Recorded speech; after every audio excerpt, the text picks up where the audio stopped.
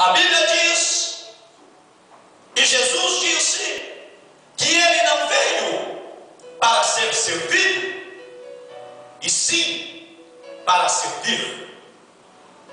Quando nós somos crentes, seja homem ou mulher, quando homens e mulheres que são crentes, membros de uma igreja, não conseguem entender que Cristo não veio para ser servido, e sim para servir, e não conseguem entender o maior serviço que Ele prestou às nossas vidas, que é a salvação, nós nos frustramos como crente e vivemos fracassados em fé, porque não entendemos a grandeza da salvação em Jesus Cristo.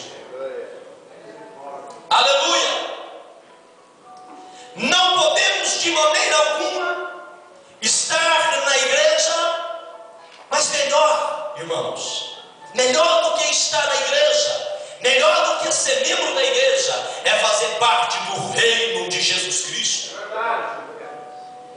Esses dias, um amigo me disse: eu preciso voltar para a igreja. Eu falei: não, voltar para a igreja é fácil, é só você fingir que não está fazendo nada errado, é só você fingir que a sua vida mudou aparentemente, é só você colocar roupa de crente, é só você pegar a Bíblia de crente e ir para a igreja, participar dos 2, dos 3, dos 4 cultos, é só você ir no dia da Santa Ceia e entrar em comunhão com a igreja, é só você fazer estas coisas, você vai voltar para a igreja. Mas a pergunta é: você vai voltar para Cristo?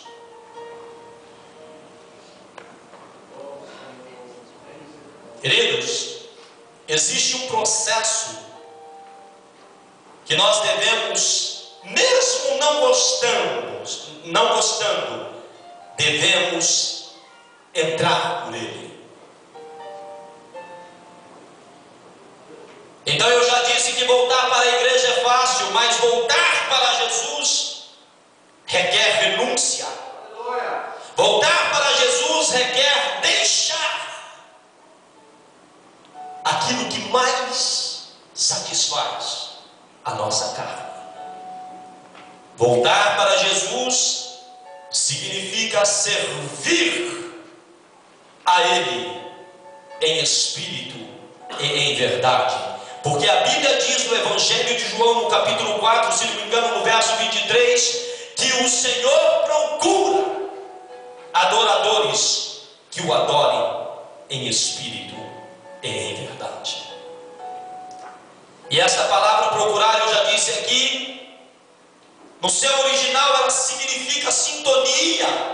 O Senhor está querendo sintonizar com alguém que realmente está clamando a Ele em espírito e em verdade.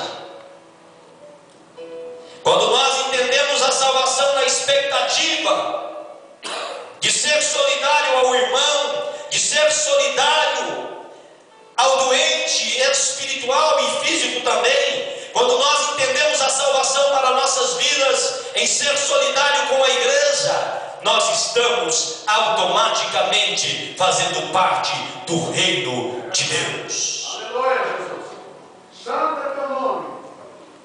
Esta mulher, no momento que a febre a deixou pela autoridade daquele que a tocou, a Bíblia nos relata que ela, se levantando, passou a servir Jesus e os demais que estavam com ele. Isso significa a igreja que já estava reunida com Jesus.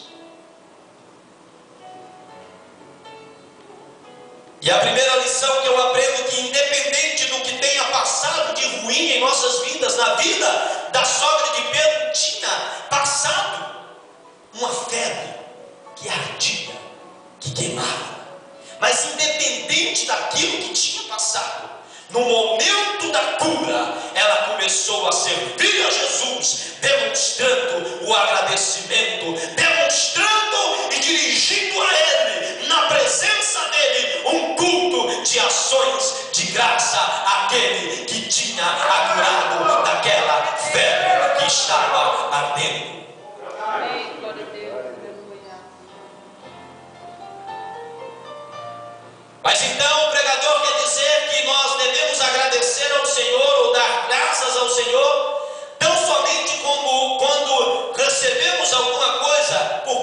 Senhor? Não, pelo contrário.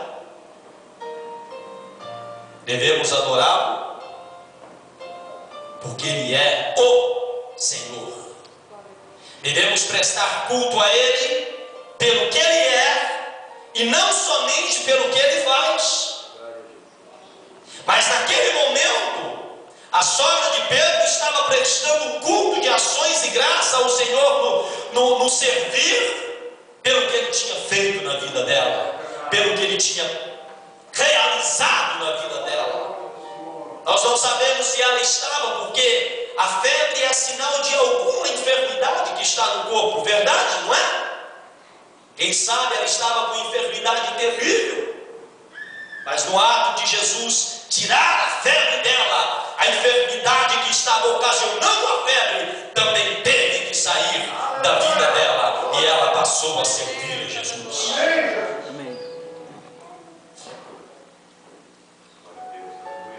Nós observamos no Evangelho de João,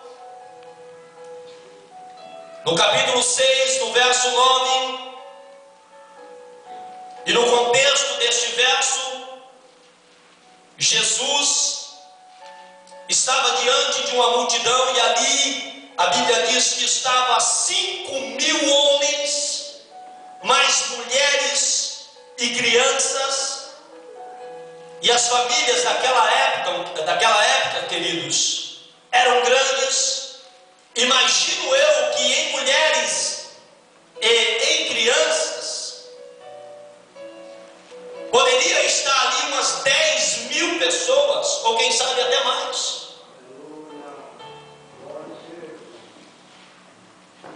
E Jesus disse a Felipe: precisamos providenciar, Felipe, alguma coisa para estes que estão famintos já.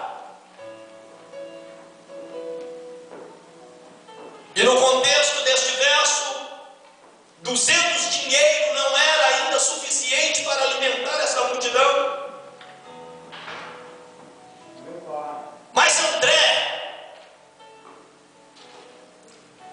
ele se intrometeu no meio da conversa e disse a Jesus: Senhor, tem um rapaz aqui que tem 5 pães e 2 peixinhos. Acredito que quando André faz a citação deste rapaz que estava ali com 5 pães e 2 peixinhos, ele fez essa citação porque ele conhecia este rapaz. Ele fez essa citação porque ele sabia quem era este rapaz e no que ele cria. E este rapaz, então, quem sabe, tinha estes 5 pães e estes 2 peixinhos para a sua manutenção, ou seja, para se alimentar dele, porque ele estava seguindo a Jesus. E quem sabe, ele pegou mais do que 5 pães e colocou no alforje, mais do que 2 peixinhos e colocou no alforje e saiu seguindo a Jesus. E quem sabe ele disse: enquanto durar o alimento, eu quero estar junto dele, vendo a realização dos milagres, ouvindo os sermões que ele prega, se alimentando espiritualmente deste que já é o Messias. Quem sabe ele saiu com mais de 5 pães de sua casa. E ele então estava numa posição tranquila naquele momento, porque para ele tinha alimento. Para mais 2 ou 3 amigos, ou então para a sua família, quem sabe a sua família estava ali, ele tinha alimento. Mas o interessante é que a Bíblia não traz citação nenhuma de que Jesus fez alguma coisa por este rapaz. Mas no momento que André pede a ele os 5 pães e os 2 peixinhos, ele estava disponível ao reino de Deus.